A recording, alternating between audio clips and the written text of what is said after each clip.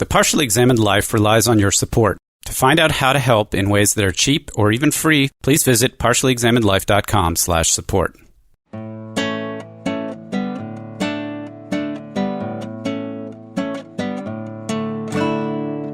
This is the Partially Examined Life, episode 243, part 2, continuing on Aristotle's Poetics. So where did we stop? 6 still, right? The priority of plot over character. I had made the claim, that's Seth first, and then I chimed in support that, I think a lot of what we can count as contemporary entertainment isn't really tragedy, and I suggested we'll just have to slog on to figure out why that's the case. Yeah, let's get more of this apparatus of what tragedy is and what makes for good tragedy out before we bring it back to analyzing contemporary stuff and things like that. I think that's just going to be confusing at this point. He makes some distinctions early on that we've kind of glossed when he was talking about comedy versus tragedy and whatever. He talks about lampooning and a few other modalities, and that we should be clear that tragedy has a very narrow swim lane based on the plot, the characters, and then the setting and so forth. I mean, we don't have to go into his whole taxonomy, but it would pay to, I think, go through a little bit of detail there. Do you have something you want to pull out in particular? Have we clarified the objects or the actors, the objects of imitation, who it is that they have to be of a certain level, not too low, not too high? Do we feel like that's clear? I was interpreting that they had to be high, not that there's a happy medium. Right. Low is for comedy, high is for tragedy. The alternative, which is more of what we might think of as realism or naturalism, is just not addressed. The closest thing would be history. Right.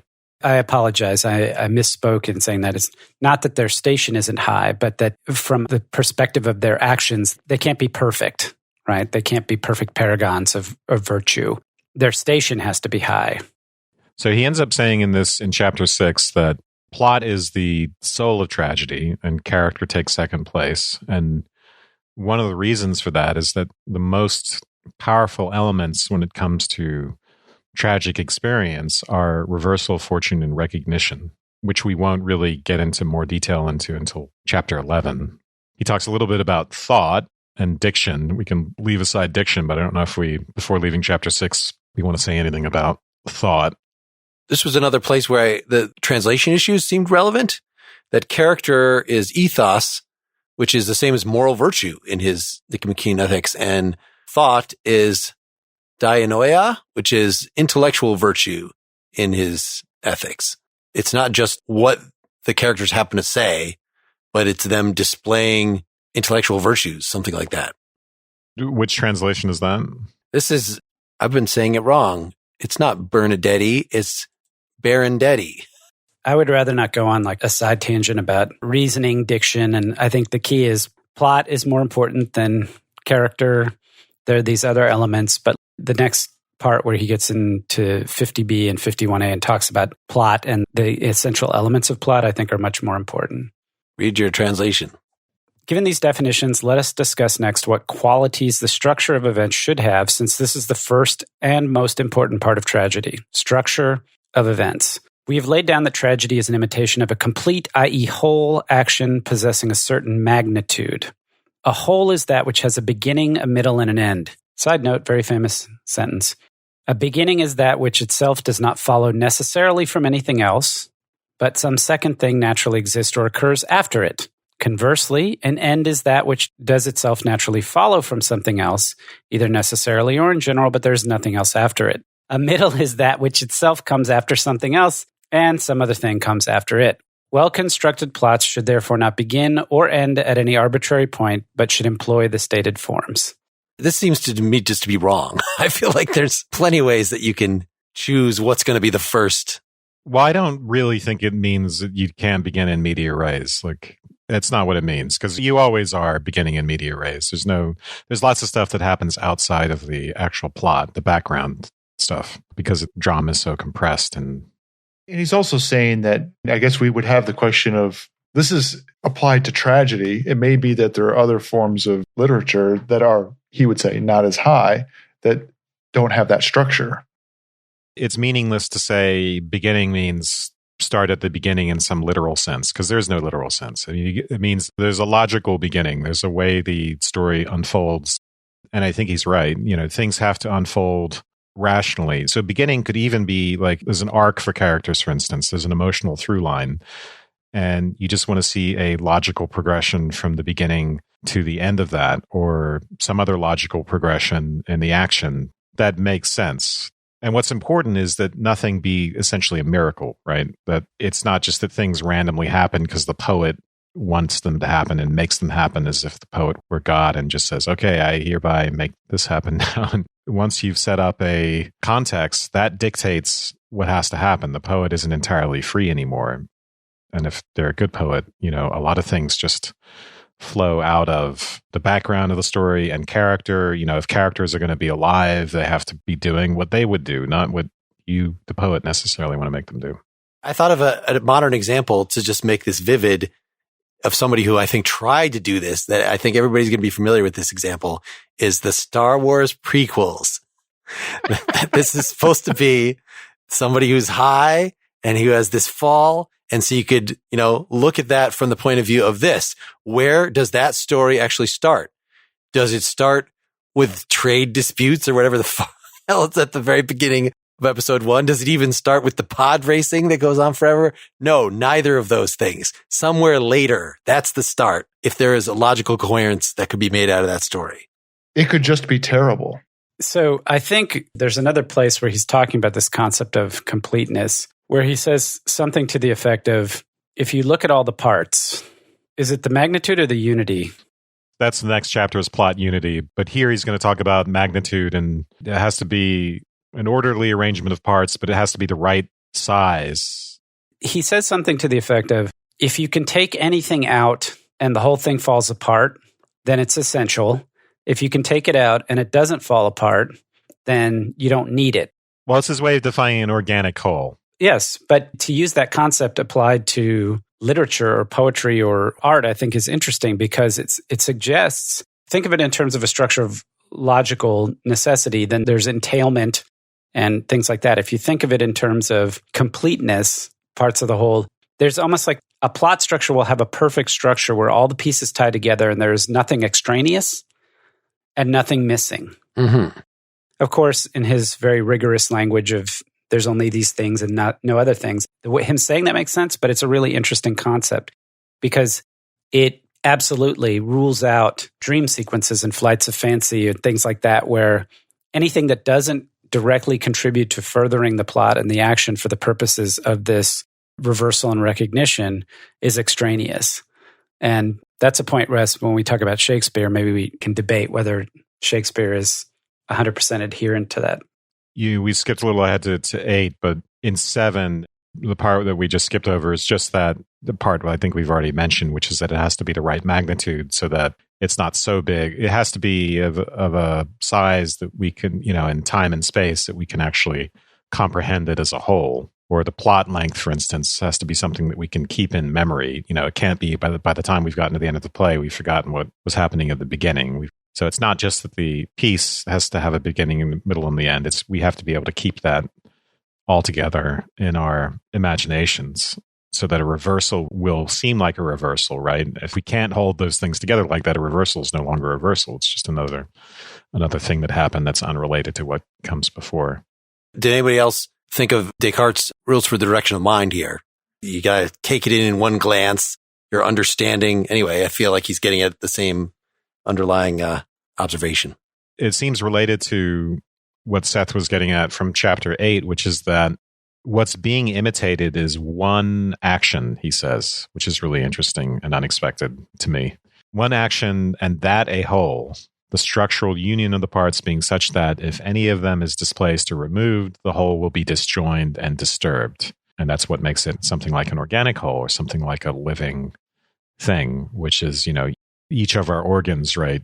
Our body parts has its function has an essential part in our functioning as a whole organism. And if you remove my leg, it's actually going to be missed. And a plot should be like that. Plot shouldn't just be, it was optional, I can remove that and nothing is, no. If you remove it, it's like maiming someone. I mean, the argument I think goes towards the notion of intensity, right? Part of what happens with tragedy is that plot in the witnessing of it is fanning a kind of intensity. And part of that working properly is that as a story, it forms a completely efficient whole, that there's nothing extraneous and there's nothing missing. And that sort of exquisite balance fans the flames of intensity that go towards making it as effective as possible. So the contrast here that he uses is to something that's simply episodic, where the unifying feature is just the hero, just the character, just the protagonist. So if you took Odysseus and you made a story about it out of everything that ever happened to him in his life, his character is not the basis of a sufficient unity for that. So when he's talking about, you're really focusing on one action, and he's going to claim that the Odyssey centers on one action, even though it's a big sprawling thing with lots of stuff going on. But the action is essentially, I think, him trying to get home, right? He's floating around. The god is watching him. He gets tied up a few times. Action, Mark. One. Well, I'm paraphrasing what he actually says. That action is. Yeah, no, that piece where he talks about the Odyssey and what it is fascinating. That brings us into the purview of the epic, and I'm not sure that we want to go there, but he does think that epics have a single structure, and he talks about this later on, where you can do this for both epics and tragedy, is that you outline the story, and it's an outline in its universals. So it's boy meets girl, boy loses girl, right? Boy gets girl back, or whatever that cliched thing is. And then you fill in the details with like the names and the specifics and whatever. And so if you can't build an outline that's that straightforward, and his outline of Odysseus is something like, guy goes to war and gets lost, like is tortured by Poseidon. In the meantime, people are at home stealing his stuff and tearing down his house. He comes back, he fights them, he wins, and all's well. Like that's the story of the Odyssey. And the rest of it is episodic dramatization. So I think there's this notion of a single, maybe this would be, if we were being scholarly about it, we'd go back to the word mythos and try to figure out story versus plot here. But I think what he's saying is that you should be able to tell the story concisely and completely in a way that captures all the essential elements, and then the play itself or the dramatization itself is just a colorization of that complete and concise story. You should have an elevator pitch, just in case you meet a producer. Mm-hmm. And you could say, hey, I've had this really great poem called The Odyssey. Did you know about some of these things that he uses as the bad examples, like the Little Iliad is referred to several times, as if this is something that's not the Iliad by Homer, but by somebody else? It's like the Little Iliad, like 20 plays are made out of that because it's so disjointed. It's so not one story in the way that the Great Odyssey is. I don't know what you're talking about. Yeah, I mean, I've heard of it, but it's not something I know anything about. I'm sure it doesn't exist, right? So probably, yes. On the point of epics versus tragedy, he says that epics have everything that tragedy has in them, but that tragedies have more. So in all the features of tragedy, they're sort of a superset of the features in epics. So you can basically just understand tragedies and you understand epics. Which seems a stretch, but that's okay. Now we're at 9. Yeah, which is poetry, in fact, and history. So this is basically, he says poetry is more philosophical than history, and it tends to express the universal. And it does this by saying what is possible. He has this thing that comes up a lot, this phrasing that comes a lot, which is that it expresses what is possible according to probability or necessity. So for instance, these concepts of universality and probability and necessity are all related. So he'll say, we want to think about how a person of a given character will on occasion speak or act according to the law of probability or necessity. So you're not a historian, you're not saying, yes, this particular person existed and did X, Y, and Z. You are more in a hypothetical where you're saying, suppose so-and-so, a person of such and such a type existed.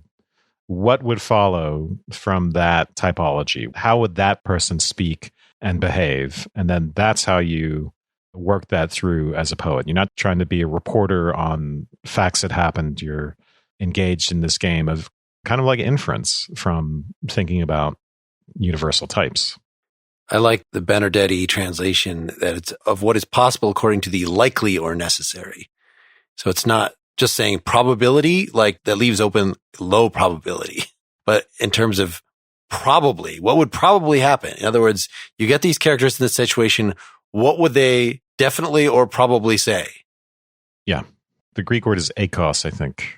It's just the likely, or that's the likely, and then I forget what likelihood would be exactly, but yeah. It says the possible is persuasive. It could be historical because, of course, if something did happen, then it possibly happened, to bring back our goofy modal logic. And that's the whole point, though, is that the only reason we use history as poets, we would only use reality for the sake of probability, for the sake of making things seem likely, more likely than not. So it's not because we are faithful to the facts and we want to be reporters, but only because we want our story to have an internal plausibility to it. At this point, this is in contrast to comedy, right? Comedy doesn't necessarily use real names, but maybe random names or made up names. I mean, I take it because it's not worried about, I mean, the aim of comedy isn't to be realistic in the way and persuasive in the way that tragedy is. Well, in a comedy, actually, you have a probable plot. He doesn't really talk about comedy at any length here, so we don't really know exactly what we can just, by knowing Aristophanes, like what kind of thing he probably had in mind. In other words, not a wacky Monty Python, anything could happen comedy. It's like a dinner theater, basically like a tragedy, except things turn out okay, is the way I've heard Shakespeare's comedies described. In a comedy, the poet first constructs a plot line on the lines of probability and then assumes any names he pleases. Tragedians start with the real names to enhance the credibility, but then they're really doing the same thing, which is working out what is possible. They're not trying to be historians. They're just trying to figure out what plausibly might have happened. You just make up people with comedy. In tragedy, you're starting out with well-known personages. Doesn't he say somewhere, like, if the thing that actually happened historically seems really implausible, then you should not include that? In several places, he says, we prefer probable fictions to improbable facts. Probable impossibilities to improbable possibilities. Yeah, so right here it says, so one ought not to seek to cling completely to the stories that have been handed down concerning those whom tragedies are about. For to seek this would also be laughable, since even things known are known to few, but nevertheless they delight all. He says the poet must be a maker of stories rather than of meters. He's referring there to historians who write in meter, pointing out that just because you write in meter doesn't mean you've written a tragedy. The last part of chapter 9, the last point he's going to make is that even though there's this really interesting concentration on causal sequences and probability and necessity, the tragic effect depends upon something unexpected happening. It's in particular this combination of something seeming inevitable, something flowing out of all prior, once you've had your moment of recognition, whether as the audience or the character in the play. It's clear how everything comes out of prior causes, and yet it's completely unexpected. And it's the combination of that, which is what's important to the tragic effect and also what helps lead us to the feeling of wonder, which is, I think, this chapter is the first place he will mention that in the work. Thalmaston. The imitation is not only of a complete action, but of fearful and pitiable things. And these come to be both especially or more whenever, on account of one another, they come to be contrary to expectation, that they're surprising. For if this is the case, it will be more wondrous than if they come to be spontaneously or by chance. Since even among chance things, those seem most wondrous, which appear to have come to be as if for a purpose. And then he gives the example of someone who was killed by the statue of someone. So you murder someone, the statue is made out of them, and then their statue ends up falling on you at some point. I think that's the killing you.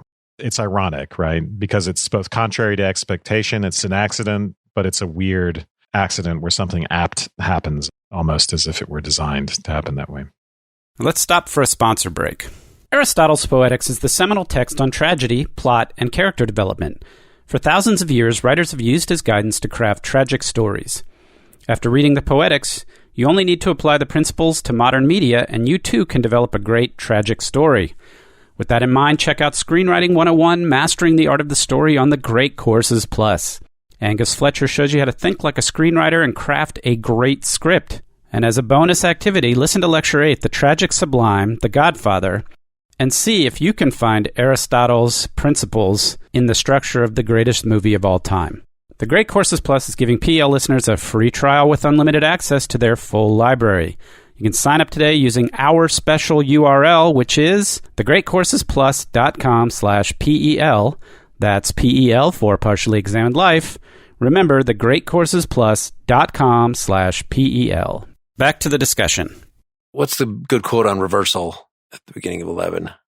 He'll say and these are species of surprise. So there are two surprises. One is reversal, one is recognition. But he calls the reversal of fortune is the, quote, change by which a train of action produces the opposite of the effect intended. And that according to our rule of probability or necessity. So for instance, Oedipus's messenger shows up. Oedipus is worried, is kind of cottoning on to the truth of things, and the messenger thinks he's going to alleviate his worries by saying that, I forget exactly what he tells him, but it's something that he thinks is going to make Oedipus feel better, but all it does is make Oedipus realize, okay, yeah, he did kill his father and sleep with his mother. You couldn't have been the son of, what's the Jocasta's husband? Laius, yeah. Because the other guy was your father, yeah. The son of Laius was taken away to this far off, and they're like, wait, that's my house that you're describing. Oh, something along the lines of that. Yeah.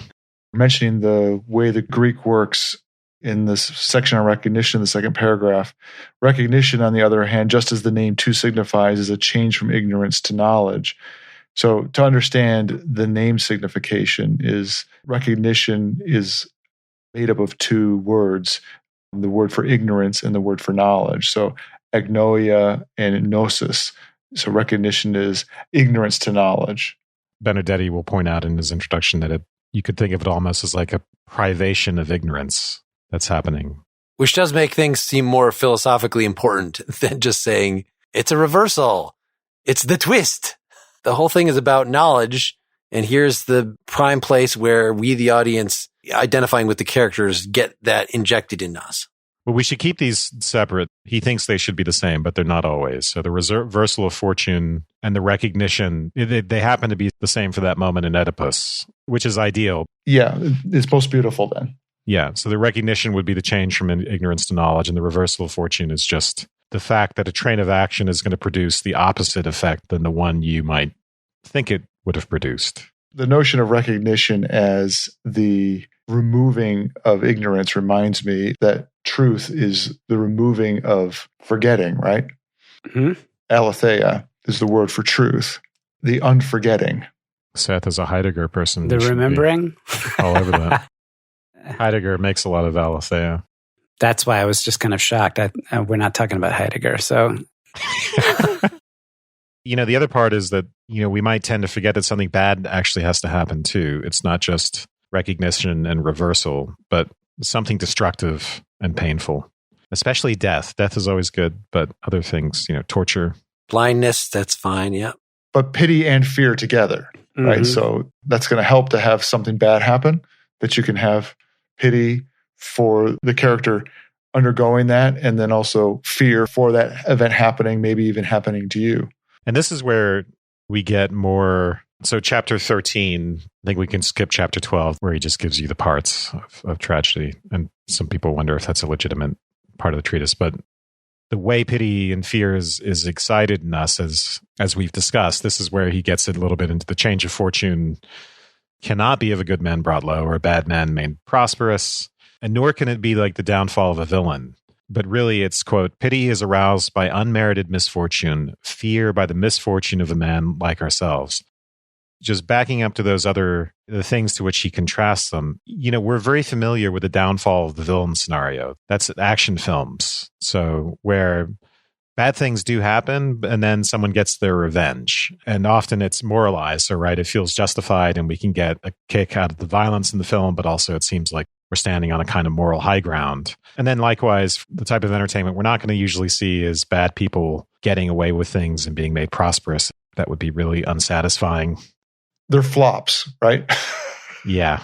And then the same thing with, good people who are just, a lot of terrible things happen to them. We can talk about how that contrasts with tragedy. The weird thing is going to end up being that the tragic hero is somewhere in between this good person and this bad person. They can't be totally good, but they can't be totally bad. And I think this is what Seth was trying to get at earlier. There's nothing tragic about a bad person getting their just desserts or a good person being brought low.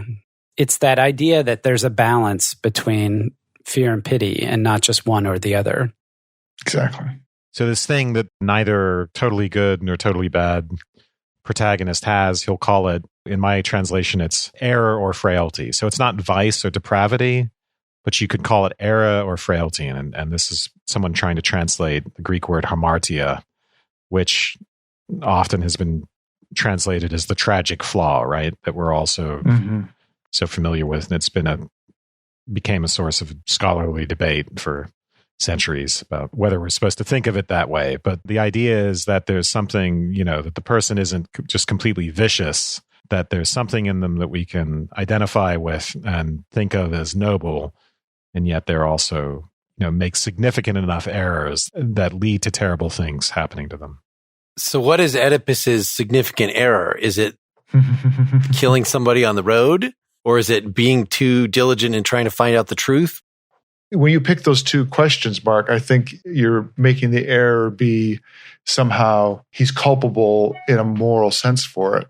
If you are talking about a character flaw, right, and this is the controversy, whether a character flaw in particular is what we're thinking about, generally, I think you'll find that it falls in the category of a kind of narcissism or hubris, right?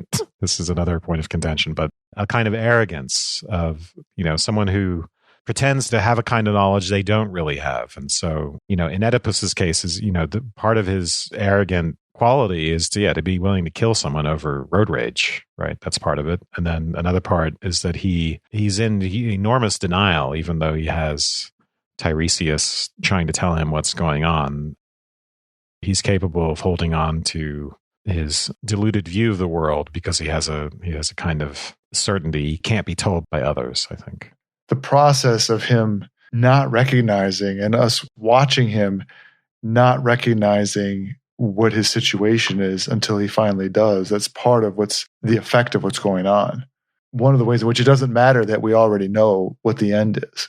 So would Odysseus and Polyphemus, the Cyclops, would this have a similar thing that, it's you admire Odysseus because he's so crafty and has all these heroic qualities, but he can't, as they're stealing from the Cyclops, he can't help but yell out his name and mock the Cyclops for what he's doing. That's his arrogance. That's, Wes, your description of it, the arrogance made me think of immediately. Of course, it's not ultimately tragic for him, but that episode, there's a lot of his friends get eaten. And he stays wandering for even much longer as a result, right? Well, Aristotle will say, the events are tragic. So there's a lot in common between epic poetry and tragedy. So the analyses work. But would it have been a better story if he goes home and ultimately he was undone and was not able to solve the problems and live a happy end of his life? I don't know how to analyze that because I haven't thought about the fact that the Odyssey does kind of have a happy ending. He kills everyone, but it's more straightforward. Reading the Iliad as tragedy is much more straightforward. So we did 13 and 14 now is more about fear and pity. And Seth actually already read a little bit from this, but he's going to tell us that it's better for fear and pity to be generated by the plot and by the inner structure of the way it's arranged than from spectacle or scenery or something extraneous that the poet is putting into it, trying to tell us you should feel horror and pity at this moment. It should actually come out of the plot itself. Not just that the music is telling you something sad is happening. There's sad music playing. Feel sad. So those extraneous aids, he say, those can make things monstrous, but not so much terrible or fearful. And we get a pleasure out of them, but it's not tragic pleasure in particular. The parallel for us today is special effects, I think. We might think that massive special effects are a way of getting at some of these deeper emotions. And this, I think Aristotle is absolutely right about. But actually, we don't really need them. And in a way, they can actually interfere at getting us into a deeper level of fear and pity. What they tend to produce is, they might produce shock or some sense of something being monstrous, but they bring us away from our identifications, our specific identifications with the characters on stage. In a way, they sort of overshadow characters and character. I think he's probably going to have to say something like, if you talk about what in film, good cinematography and lush soundtrack and special effects and all these things, like that they can enhance something that's already there. But if there's nothing there in the characters, in the plot that is grabbing you in the first place, then it's not going to work. There's nothing to enhance. It'll just be a hollow shell of a spectacle. I think we can start loosening up here as far as the text goes, because as things go on now, it gets more, even though, Mark, I know I made you read the rest. It's, we can draw from it as needed. I'm wondering if we've really gotten at pity and fear and what that means and why we get pleasure out of tragedy if we do, and wonder, how that all fits together. Wonder. I just feel like he doesn't actually explain it very well in here. He just says the best kinds are, like, here's some characteristics. What would bring more pity if this is in chapter 14, if the sufferings come out of people who are enemies, or they don't have any particular relationship to each other, or if they're friends. Clearly, if it's friends betraying each other, friends killing each other, father and son, brother and brother, son and mother, those are going to be more poignant. Those are going to bring more pity and fear. So he gives a lot of examples like that of things that he thinks heighten it.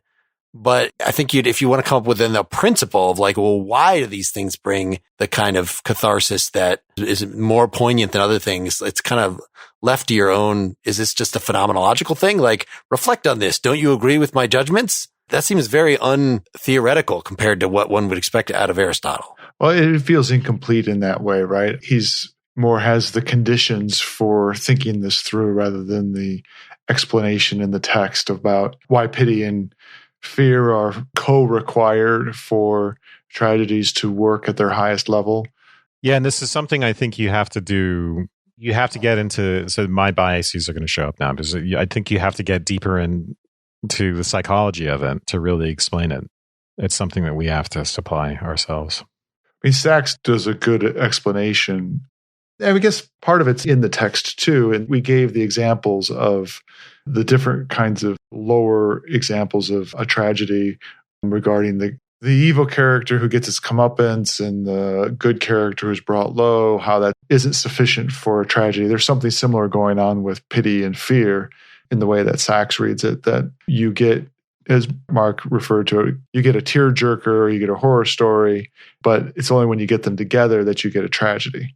If there's pity but no fear, you get the tearjerker, and fear but no pity, the horror movie where there's, kind of buildup of apprehension, and then you get the shock of violence. And then you could do a milder form of the horror movie, which is more like an action movie, I think, where you're getting vengeance or justice. There, the satisfaction is, again, by identifying with the infliction of pain and death, but you're given the cover of being on the side of justice. So all that stuff, I mean, that's really important, because one of the things to think about is that you really can't achieve a tragic effect if you are inducing people with feelings of self-righteousness, for instance, or vengeful feelings. They're completely incompatible. Tragedy is more like a feeling of mourning. But the way, is it all right to quote from Sachs? Or are we?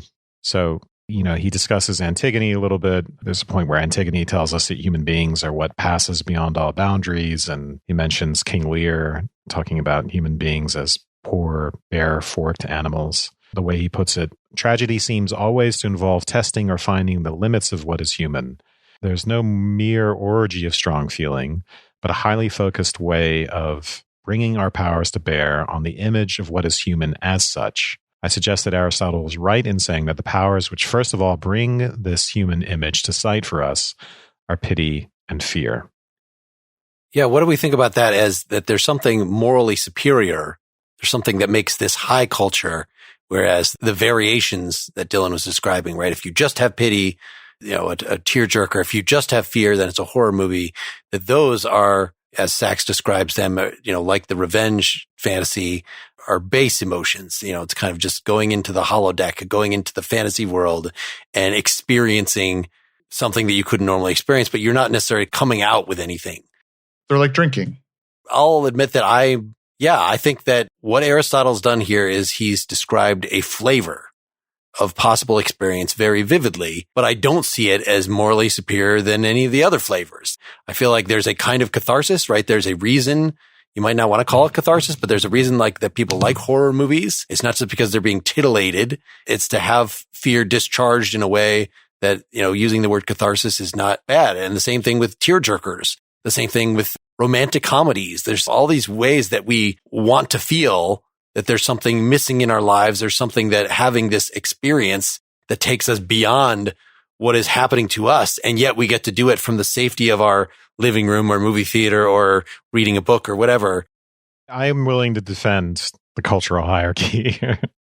Go. Why this is a superior type of experience than mere escapism. All right. Can you indulge me one psychoanalytic digression here? Please.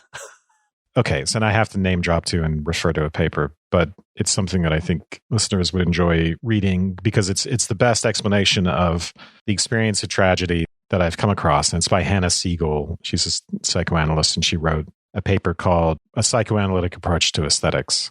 The idea is that part of what happens, this is both from the standpoint of someone who's involved in a creative act or a poetic act, and for an audience, is that it recapitulates a moment of maturation, which involves a transition from a state of mania, let's say, to a depressive position, where the depressive position is the superior thing. And why is it the superior thing?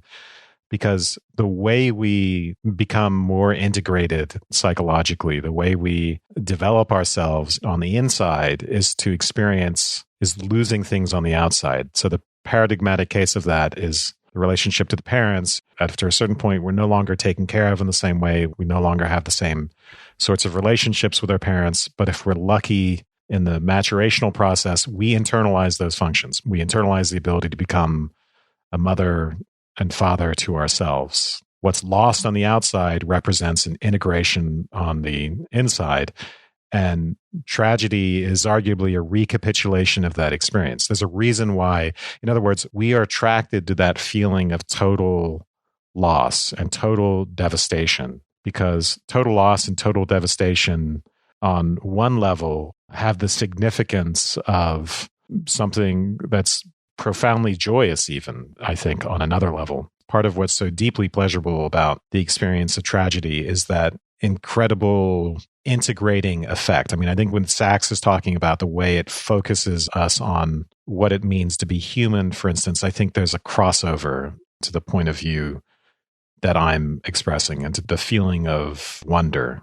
When Sachs talks about catharsis, he'll talk about, do we think about it as purgation? Are we just flushing out poisonous fears? Or are we indulging the thrill that comes with fear? Is this medicinal? Is it an addictive drug? When I think about football, are we just sort of living by getting a good feeling out of violence as a way of purging our buried resentments? So those kinds of catharsis aren't a good explanation of tragic experience, which has to be related to something beautiful. I think the way we get beyond that is this sense of wonder. He'll go on to talk about it as this feeling of being washed or cleansed by the unexpected appearance of something beautiful in something terrible. Anyway, sorry if that just grinds things to a halt, but it certainly takes it to an area that I have no idea how to evaluate. Without completely engaging the psychoanalytic part about it, I guess I would say that there's something that rings true about it, in that I think, by and large, more complicated experiences are more revealing about who we are and revealing about the world. It's not to say that the other kinds of experience, simpler experiences, don't have their place, just that some experiences are more powerful and more revealing. And that's where I would put the kind of story and narrative that he's talking about in tragedy, that compared to a rom-com. And my own experience of it is that part of the reason why, at some level, I'd often rather watch the rom-com than watch King Lear, because it's just so much more work to engage with something that's more complicated and revealing. And it's just easier to have a beer. Well, another way that Sachs gets at this, and maybe this will be more appealing and easier to kind of evaluate, especially in light, he uses examples from King Lear, which we just discussed. But the thesis is that having pity for these protagonists on stage to whom terrible, terrible things happens is a way of showing us what we are. And by way of showing us what is really precious about humanity. And to really grasp that preciousness, we have to grasp its violation.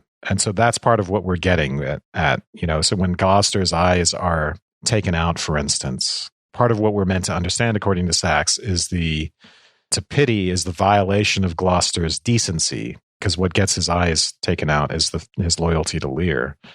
That human life depends on respect for that decency. That is the substance of what it means to be human, and we cease to be human without it. So in a way, it sort of delimits the boundary of what is human by showing what threatens it from the outside. It's only by coming to terms with that sort of total destruction that you see in tragedies that you come to appreciate what's usually invisible in the foreground. It's just there should be then modern analogs of this. I think what makes it so much effort to engage with something like King Lear is not merely the complexity, but its fundamental foreignness. And it's the same with Oedipus or any of the stuff that he's talking about, is because there are ideological things, like we already talked about earlier, how this idea that are the characters going to be better than we are? Are they going to be worse than we are? Like, I think that we have now entered an age, at least in the West here, at least among the intellectual class, where we don't really have the notion of there being these superior beings.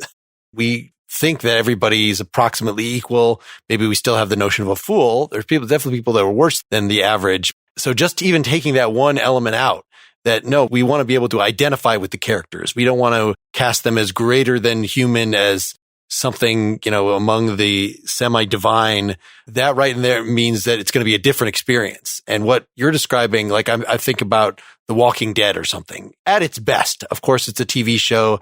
Lots of cheesy things happen. There are different, but at its best, that's talking about the complete degradation, right? The loss of human dignity. Life has become worth essentially nothing, or maybe it's worth everything because it's so rare. And the sort of struggles that then people reduce to a Lord of the Flies kind of existence have to figure out in, how to then, when society is not there giving meaning, giving value to life, how do you then inject it yourself? Or is that even possible? Like, that seems a modern analog, but that has no resemblance to tragedy as it's been described here. There's no reversals. There's no recognition in a strong way. Like, it's just a related species. I want to say that in defense of Shakespeare, for instance, there's a reason why hundreds of years later his plays are still very popular. And for me in particular, there's nothing jarring or foreign about it. It's like heroin immediately. Like, the whole experience from start to finish is enormously pleasurable for me. And I know there are other people like that as well. So I think it just, even though it's not going to have a mass audience these days, I think that's explained by something other than the fact that there's a noble personage required. The nobility we might define more broadly. And in any case, there's lots of ways in which contemporary entertainment is preoccupied with the super, right? And superheroes, but in badasses and action films, and even in ordinary dramas, there's often an emphasis on the particular powers of the protagonist and their relative superiority to other people. So I actually don't think it's that part that is that foreign, strangely enough.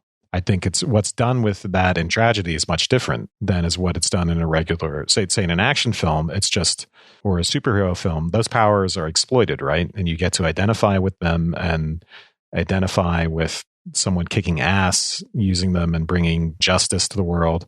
Tragedy is not about justice. It's anti-justice. And so whatever powerful personage is involved or whatever powers the characters have, those things are going to be totally destroyed in the end. They're going to be totally given up, and they're going to ask you to give up the thrill of identification with such things. And the reason why we prefer most of the entertainments that we do, I think, is because it exercises feelings that are much more immediately gratifying. And I think there's a place for them. I mean, I like action films too. There's a place for wanting to enjoy like violence on screen, in the name of justice. The people who actually cite tragedy as an influence. So like Mad Men, which this epic, or Sopranos, it's one of the guy who did Mad Men was one of the writers on Sopranos first. The whole image of Mad Men is like somebody falling falling out of a building, that it's this somebody who is super talented and has this nobility, but has obvious right from the beginning flaws that are sort of key. It's a more existential take, that it's hard to drum up meaning in this world. And so the long-term experience of one of those shows like that is to try to find some peace with it. The whole situation is a tragedy. If the fall takes 9 seasons, that violates the magnitude clause for Aristotle, right? You can't achieve the effect that way. Was it 5 seasons? I forget how many seasons it is. It's serious binge watching. Yeah. Anybody else have any sort of things that in pop culture that you've watched, whether considered high or low, that you're trying to evaluate this in terms of? Or is it really, I want this to be about something more than ancient tragedy, which then Shakespeare managed to reproduce and nobody cares to today? Like, no, if this is really such a blueprint for what makes us tick, then I would expect, just like somebody points out the hero's journey. We talked about this in one of the Pretty Much Pop episodes. And then you can see that, variations of it all over the place. Like, if this is such a blueprint for the human mind, I would expect to see it can't just be a lost art for overeducated types. I have no interest in trying to either validate or disprove that thesis.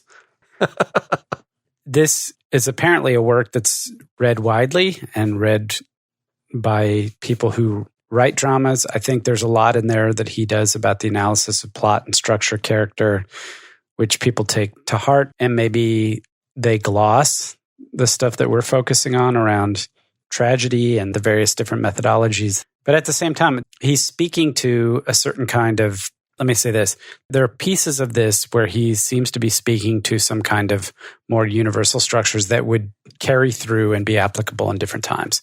Then there are other times where he seems to be talking very specifically about the tragic poets that are relevant to his time and the experience of seeing tragedy in Greece at that time. As Davis points out in his introduction, that there was a very short window of time in a very narrow geographical region and a very small group of people, but that the experience of seeing these plays in that amphitheater with 30,000 participants, it must have been a wholly different experience for the audience than what we are thinking of when you're talking about Netflix and chill and watching, Breaking Bad or whatever. So I'm not sure, much as he mentions at one point, towards the end, he talks about the criticism of tragedy being inferior to epic poetry. And he says, that it's vulgar because it appeals to a lower common denominator than because it actually shows stuff as opposed to just talks about it. What he says is, hey, first of all, that's a criticism of the performance, not of tragedy itself, right? I really enjoyed this reading. I think there's a lot of interesting things in it. I'm not a screenwriter, but like I said, I'm a fan of opera. I would disagree with Wes about Shakespeare on some things because I think Shakespeare's plots are not consistent and complete in the way Aristotle would want them to be. I do want to say, though, just like people still write plays and go to plays. So we've been talking about movies and TV. Yeah. But I don't know a lot about contemporary plays, but I'm sure there are many that are tragic. And if you go to, you can still go to see, say, a Tennessee Williams play, A Streetcar Named Desire, or you could go to see, Chekhov's Uncle Vanya or something. These are tragic, essentially. I think they fit the criteria. I'd have to think about it more carefully to say how closely they fit Aristotle's criteria, but I think you could say there are experiences of tragedy. It still is an entertainment for people, but you really have to go to the theater to get that. I don't see it really happening in movies very often or on TV. Well, you should do a Death of a Salesman subtext. Yeah. I think that would be or great. Ozark. How about an Ozark subtext? See, I don't see that as tragic either. I've watched all 3 seasons. Yeah, by the way. I don't know if it's tragic, but it's really good. Okay. I had a few more thoughts on this, so I recorded a song, more of an essay than a song, but, well, you can decide if it actually works as a song or an essay. It's called The Structure of a Tragedy. And next episode, we're talking about Camus' The Plague, which may actually fall into the category of a more modern existential tragedy. See what you think. Thanks, everybody. Follow us on Facebook. Follow us on Twitter. We love you. Go support us. Good night. Good night. Good night.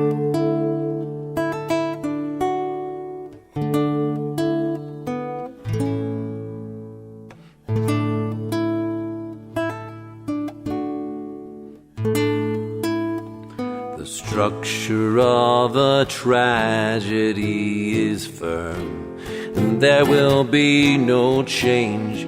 You need some grievable lives, bigger than life, but still relatable. There has to be a situation where it's like they're programmed by their characters, good characters, to do some things that are ill-advised. And if the fates weren't stacked against them, they would lead to normal ends. But causal systems juxtapose the bad luck stuck in lies exposed in one great reveal that brings the hero low. A great reversal whips its lash in one fatal blow. And there's no therapy or 12 steps, no deep healing or relief, though maybe compensation in the abstract to rebalance karma, so watching gods might nod their heads at wisdom in the system they accept no blame for, feel no shame for. Maybe it's above their pay grade. If the fates weren't stacked against you, you could elevate your pain. But your character's not character enough to bring amusement to them. Only genius archetypes will make them cry. All us normal schmucks can just go simply die. But we're not matched like clockwork gears in lockstep to our deepest fears. Complexity makes understanding tragedy an ad hoc mess. More often it's the common things, the simple things that kill us.